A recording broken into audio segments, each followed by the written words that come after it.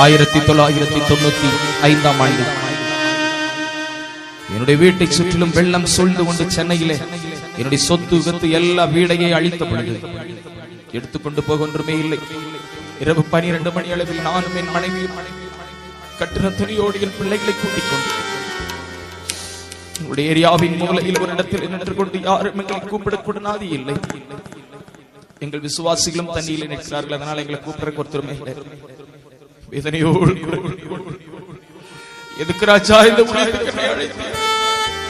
என்று கண்ணீரோடு நிற்கிற நேரத்தில் ஒரு சகோதரி என்னை கூப்பிட்டு இடம் கொடுத்தாங்க.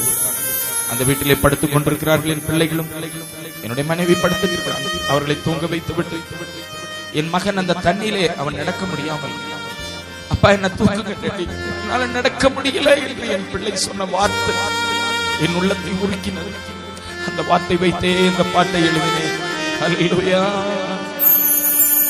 நான் நடந்து வந்த பாதைகள் கரடு மேடுகள், நான் நடந்து வந்த பாதைகள் முட்கள் வேடுகள், நான் நடந்து வந்த பாதைகள் கரடு மேடுகள், நான் நடந்து வந்த பாதைகள் முட்கள்